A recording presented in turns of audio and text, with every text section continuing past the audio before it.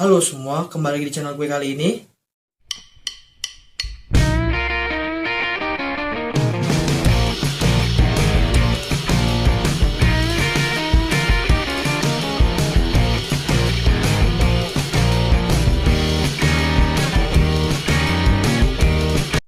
Ya, di video kali ini kita akan membahas salah satu tokoh dunia yang merupakan mantan Komandan Angkatan Laut Kekaisaran Jepang yang dianggap sebagai pakar strategi perang laut Jepang teragung.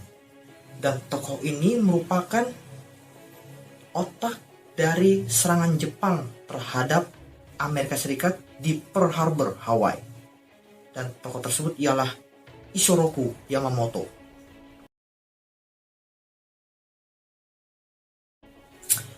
Yamamoto lahir pada tanggal 4 April 1884 di Nagaoka, Jepang. Ia merupakan seorang komandan Angkatan Laut Kekaisaran Jepang selama 4 tahun pertama Perang Dunia Kedua.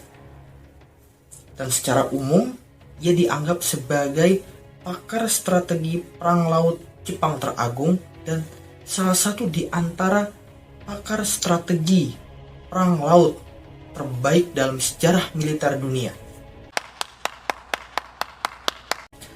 Sebenarnya Yamamoto dilahirkan dengan nama Isoroku Takano. Namun pada tahun 1916 ia mengganti nama akhirannya dengan nama Yamamoto yang merupakan nama yang dihormati dan juga tua dalam sejarah Jepang.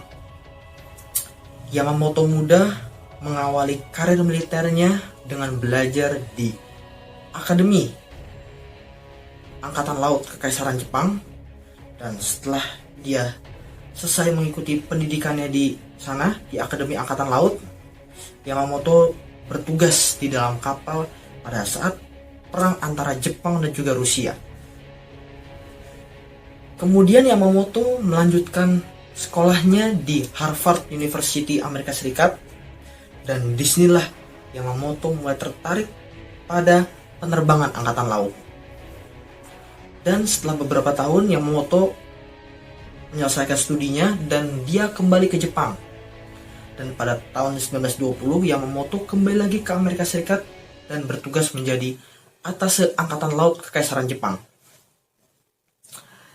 Di sana dia belajar menerbangkan pesawat, dan dari sinilah Yamamoto yakin bahwa konflik militer di masa depan nanti kekuatan utamanya itu ada di kekuatan udara. Dan untuk merealisasikan pemikiran dan juga tujuan Yamamoto ini, akhirnya pada saat Yamamoto menduduki jabatan sebagai Komandan Armada Udara Pertama, Yamamoto mendorong militer Jepang untuk memproduksi lebih banyak pesawat, baik pesawat tempur, pesawat pembom maupun pesawat angkut. Yang akhirnya dorongan ini disambut baik dengan diproduksinya lebih dari 4.700 unit untuk semua total jenis pesawat pada tahun 1940.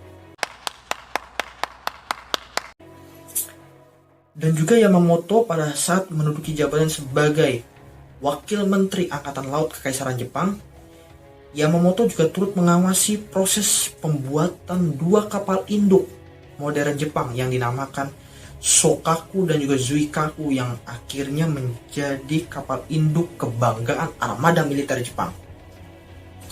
Dan 2 kapal ini juga merupakan 2 kapal induk yang memiliki peran di dalam perang di Pearl Harbor, Hawaii. Seiring berjalannya waktu, hubungan antara Amerika Serikat dan juga Jepang semakin memburuk pada tahun 1940. Dan Yamamoto diperintahkan oleh para anggota kabinet militer Jepang untuk merencanakan sebuah serangan terhadap Amerika Serikat. Namun Yamamoto tidak menanggapi secara serius dan antusias perintah ini, karena Yamamoto lebih mengenal Amerika Serikat ketimbang para anggota kabinet militer Jepang lainnya.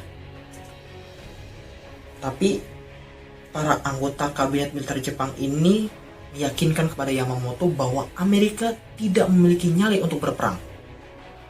Dan akhirnya setelah menerima berbagai desakan dari berbagai pihak, Yamamoto mengatakan kepada para anggota kabinet militer Jepang bahwa efek serangan mungkin bisa berdampak selama 6 bulan setelah penyerangan.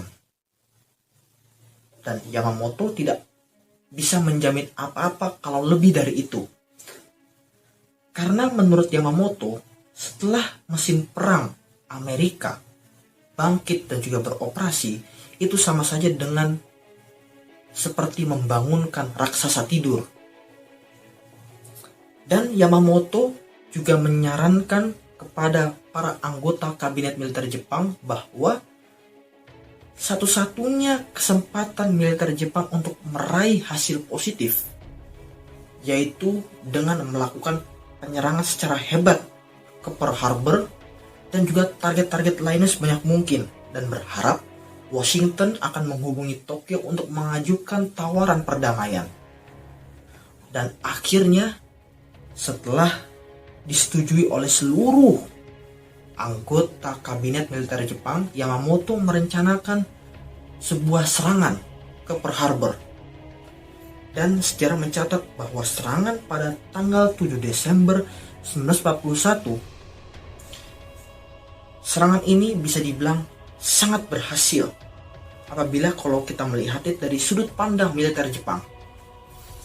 Dan setelah melakukan serangan ke Pearl Harbor, militer Jepang melanjutkan serangan dan menduduki pos-pos lainnya yang diduduki oleh Amerika. Namun, ketakutan terburuk Yamamoto mulai terwujud pada bulan Mei 1942 saat terjadinya pertempuran Laut Karang atau Battle of the Coral Sea. Saat itu, di pertempuran itu, kapal induk kebanggaan armada militer Jepang yaitu Shokaku rusak berat. Dan kapal induk kembarannya yaitu Zuikaku kehilangan banyak kekuatan udaranya, yang akhirnya membuat dua kapal induk ini tidak bisa mengambil bagian dalam pertempuran Midway sebulan kemudian. Ngomong-ngomong soal pertempuran Midway, ini merupakan sebuah pertempuran laut yang paling bersejarah. Tidak hanya dari masa Perang Dunia Kedua, namun ini juga merupakan sepanjang sejarah pertempuran laut di dunia. Pada saat pertempuran Midway, sebelumnya intelijen AS di bawah komando Joseph Rosford itu berhasil memecahkan kode JN-25 yang merupakan kode rahasia Angkatan Laut Kekaisaran Jepang, sehingga membuat pihak Amerika berhasil mengetahui bahwa akan ada sesuatu yang besar yang akan melewati Hawaii. Untuk diketahui, sebenarnya tidak ada daratan lain antara Hawaii dan juga Jepang selain Pulau Midway. Dan Yamamoto berpendapat bahwa apabila Jepang bisa menguasai Pulau Midway, maka ini akan menjadi tempat yang baik untuk melakukan serangan terhadap Hawaii dan juga akhirnya daratan Amerika Serikat. Dan akhirnya pun perang tak terelakkan antara pasukan Jepang dan juga pasukan Amerika. Dan perang ini berlangsung sengit, dan namun akhirnya peperangan dimenangkan oleh pihak Amerika. Namun di sini gue ngerangkum ada dua faktor kemenangan pihak Amerika. Yang pertama adalah dengan berhasilnya Amerika memecahkan kode JN-25 itu, membuat Amerika tahu seberapa besar kekuatan yang dikirimkan, yang dikerahkan oleh Jepang untuk menyerang atau merebut Pulau Midway, sehingga Amerika bisa mengantisipasinya dengan mengerahkan kekuatan yang jauh lebih besar ketimbang kekuatan yang dikerahkan oleh Jepang untuk merebut Pulau Midway. Dan juga faktor yang kedua adalah pilot-pilot pesawat tempur Amerika berhasil memergoki 3 dari 4 kapal induk armada Jepang di saat-saat yang paling rentan. Yaitu pada saat itu, pesawat-pesawat tempur di 3 kapal induk armada Jepang itu sedang diisi bahan bakarnya, sehingga bisa dibilang pesawat-pesawat di 3 kapal induk ini tidak siap melakukan serangan balasan ke Amerika. Sehingga pesawat-pesawat tempur Amerika bisa dengan leluasa membombardir kapal induk armada Jepang, yang akhirnya menyebabkan 3 dari 4 kapal induk armada Jepang tenggelam dalam waktu hanya 10 menit. Dan akhirnya Jepang pun kalah di pertempuran Midway ini dan sisa armada yang tersisa ditarik mundur ke Jepang. Dan akhirnya Yamamoto mengalihkan perhatiannya ke Guadalcanal dan pulau-pulau Pasifik lainnya. Namun di sini Yamamoto dan pasukannya hanya sebagai peran pendukung untuk membantu invasi pasukan darat ke pulau-pulau lainnya.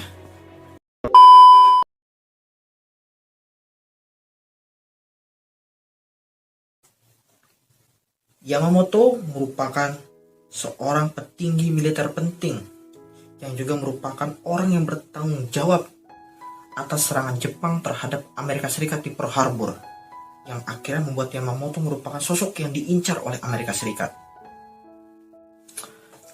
Untuk meningkatkan moral Yamamoto selepas kekalahan di Midway dan juga Guadalcanal, Yamamoto membuat keputusan untuk melakukan lawatan inspeksi, lawatan pemeriksaan terhadap pasukannya di sepanjang Pasifik Selatan yang dikuasai oleh Jepang.